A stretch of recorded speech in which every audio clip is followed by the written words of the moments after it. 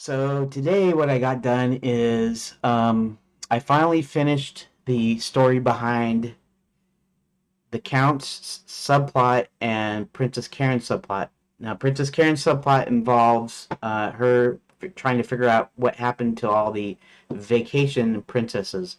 Vacation princess meaning they're tourists that came to Enchanted Lands to experience what it's like to be a princess for a day or a weekend or something, some period of time.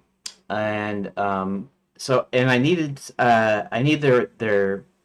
um well, not backstory, but their I need their subplot, so we give more kind of depth to it, but still added to the overall story.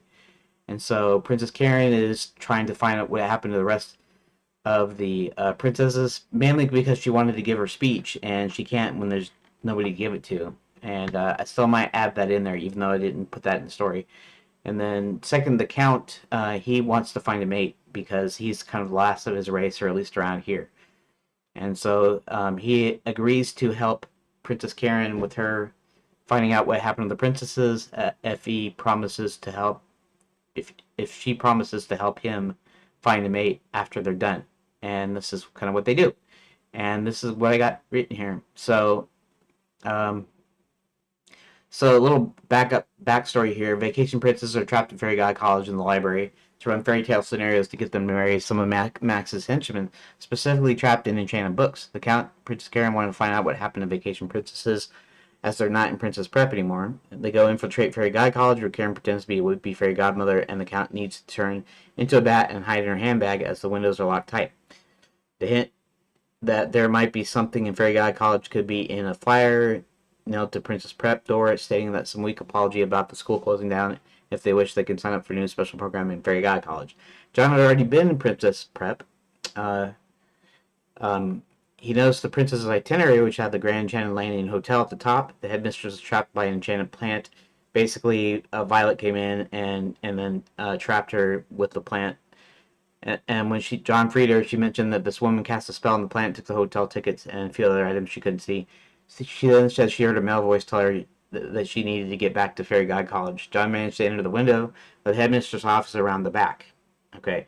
When Princess Kara decides to go check out Princess Prep, she goes to the front door and then reads a note. Dear future princess, the great sorrow and heavy heart, we must inform you that the Princess Prep has been temporarily suspended due to unforeseen circumstances.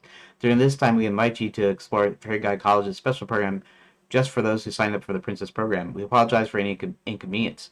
When Karen tries to open the door, it's locked, and when she goes around to the window for the headmistress's room, she finds it all boarded up. Okay, Princess Karen and the Count tell John and Hubert there's no other way into Princess Prep, that apparently someone closed it up after John had visited. John mentions the headmistress told him that Mel voice told the woman, who possibly identified as Violet, to get back to Fairy God College. Then Hubert spoke up and told them it was Violet Moonshadow, and if the princesses are anywhere, she'll know where they are. Then they decided the princess should pretend to be on vacation, be a vacation princess in order to infiltrate the school, and that the only thing that the Count can do is turn himself into a bat and hide in her handbag. He only agrees if she helps him find a mate, which she does. Karen changes clothes to suit a more tourist vibe, and then the Count transforms into a bat and flies into her purse. She then goes up to Fairy God College door, knocks, and claims she's sorry she was a little late, but noticed the sign at Princess Prep and decided to come over. When she gets in, she's taken a little office for Violet, sitting filing out some paperwork. Violet signs her up, not knowing it's her, and then says she's going to have to leave her handbag. She reluctantly gives up the bag. Violet claims it will be returned to her on the day of her departure and throws the bag in a box. She's brought into the library by an instructor who tells her she needs to study up in her fairy tale knowledge, so she needs to pick 3 books and read them. She'll be tested on them later. So she picks 3 fairy tales and goes to a table and opens one at random, and instantly she's transported into Sleeping Beauty. Then the instructor takes the books and replaces them on the bookshelves. Okay, so meanwhile, the box containing her handbag with an uncertain Count inside heads to another room. When the Count peeks out, he notices some heavy doors and what looks like a large cast iron oven. Someone takes the bag, tosses it in the oven, when it finally dawns on the Count that this is an incinerator. So he tries to struggle as his bag is picked up, and when his bag is picked up, about ready to be thrown in, he flaps his wing furiously, causing the attendant to lose his balance and falls down. The Count flies out of the bag and out of the door. Using his powers of obfuscation, he hides in the corner to observe what's going on in the office, notices the same thing to happen to some other girl, and then follows her, and she picks out a few books, and then she opens one and disappears into the book, which is then promptly replaced back to the bookshelf. the Count is able to make it out of Fairy God College to tell the others what happened.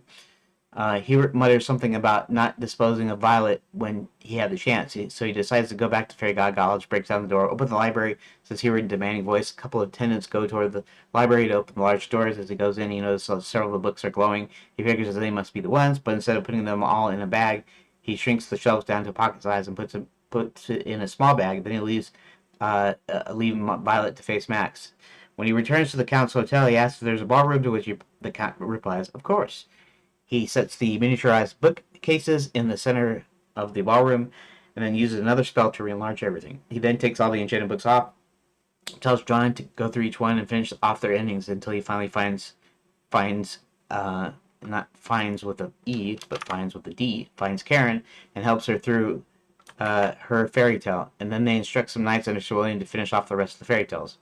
The Count, ever the gentleman, goes quietly over to Princess Karen and asks her if she minds helping him with this problem now. She replies, "I haven't forgotten. In fact, you found her. Um, you found her yourself. I have. May I present to you Princess Zora Felice, vampire princess from the realm of Alzar. A princess, but would she marry me? Even when we use the love bite, the bride-to-be has to agree of her own free will. Well, why don't you ask her?" Then a little tall, dark-haired beauty walks in. My name is the Count. You can call me the Count. I'm Zora. You're the one who rescued me? Question mark. Well, I helped a little, and I in there because I don't want to spend more time on this because I gotta do the rest of the story and stuff. So that's pretty much what I did today. I come up with that, so then I can put it into an outline. Then I could put it in the main outline, and then go on from there. Anyways, that's about it. And so thanks for yeah, thanks for listening.